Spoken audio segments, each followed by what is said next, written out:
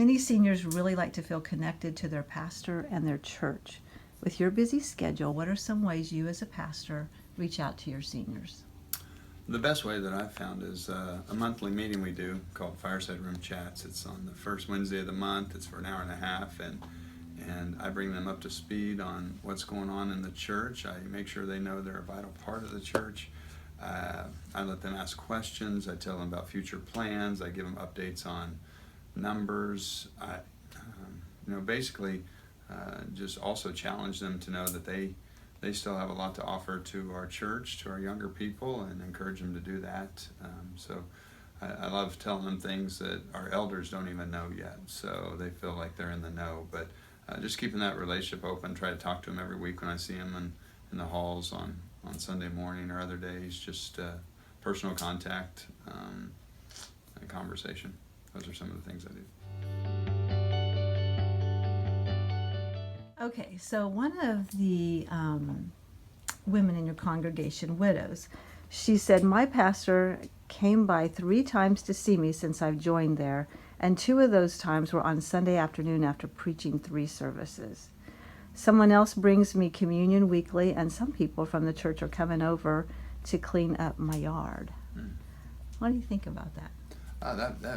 That actually excites me. That not my part of it, but part of the church taking care of those who can't make it in, or those who can't take care of their yards, or things like that. So I love to hear the church is doing what the church is supposed to be doing and taking care of those who need a little help. Yes. And so back to the pastor's part, I think that you just really touched her by coming, knowing that you're exhausted. You've had a busy day and you took time to come see her, and that just meant a lot. And that's hard to do in a big church, but it's powerful. Yeah. Well, I wish I did it more. I wish there's a pastor once that said this that I loved, and I've kind of adopted it as a motto. Do for one what you wish you could do for many. And so I don't make it to every house or whatever, but I try to make some. What are ways that Riverlawn members reach out to the homebound in your congregation? We have our homebound on our prayer list every week, so people are praying for them, which is huge. But also we have those that check in on them, that as they know them through a class or whatever the case is. We have a SOS ministry, which is a ministry that basically goes and helps people who are need a little assistance with something. Maybe it's an older widow or widower that they can't take care of their yard or needs something done in the house. So we try to assist in that way as well. And if anybody calls with any needs, we want to make sure we fulfill those. I like that. I know how much with Bill and Wilma they enjoy someone comes and gives them communion where they're at now. I came up and asked if they could be put on the list, and they bring communion. The first time they brought some flowers, and just meant a whole That's lot. cool. Yeah, it was just kind of neat how each one takes their gifts. See, those are stories I'd love to hear, and I don't hear them. Yeah. Yeah, it meant a lot to them, and that communion gives that weekly connection that they need. Yeah. I like that.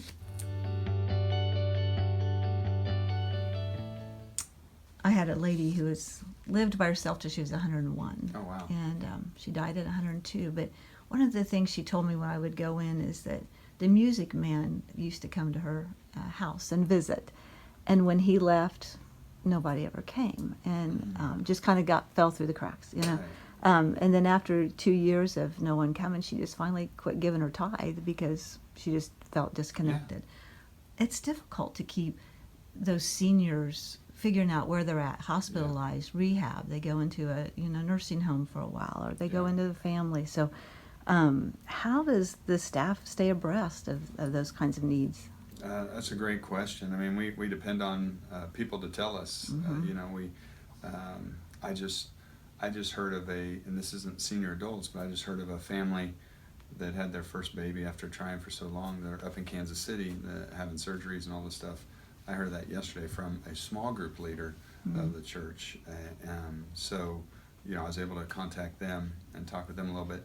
Yesterday on our senior adult trip to Carriage Crossing, I had a lady come up and tell me about a situation with these two sisters that are elderly, living by themselves.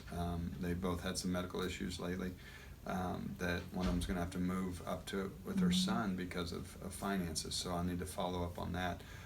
Also was told of another situation of a family that where there's a lady whose husband is in an Alzheimer's home, and there's something that took place that you know, I need to reach out to her and see how she's doing and see how he's doing. So it's really the word of mouth of the church letting us know.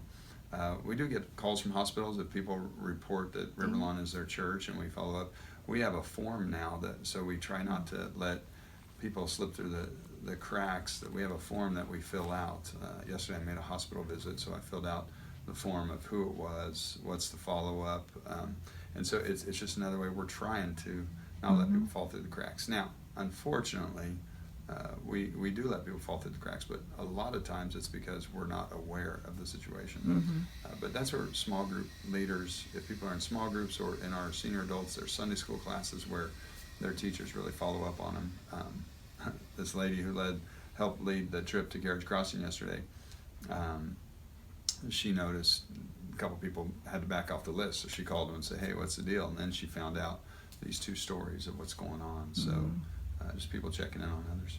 Yeah, I like that. Not always the pastor doing it; it's people No, at the church. Yeah, it can't be. If you're a larger church, it can't be the pastor always doing it. Like that.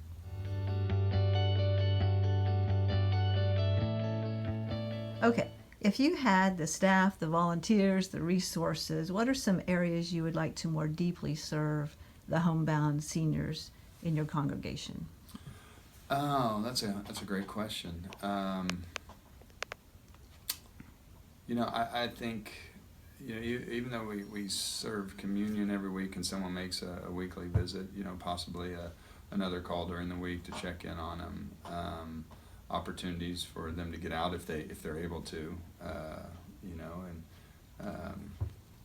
you know, probably as old school as it sounds, maybe some notes here and there that just some encouraging notes that we could send, and get some prayer requests that we could get from them that we could be praying for them on. So those are just things off the top of my head, but that's a great question. Oh, those are good responses too, because they love to get mail. I mean, they'll read through all that mail. Right, And right. so, yeah, mail's good. Yeah. Transportation, just to get out. They hate to ask somebody to do anything other than medical, Right. you know, because that's most important. That's needed, yeah. So, yeah, that's good. Share about some visits with grandparents in your life. With my grandparents or other people's Your grandparents? grandparents. My grandparents. Oh man, I loved being at my grandpa and grandma's when I was younger. My mom was single for some of that time, so that was a safe place to go. And just you know, I still today, if I can smell Sir Walter Raleigh pipe tobacco, you know, it just takes me to a good place with my grandpa.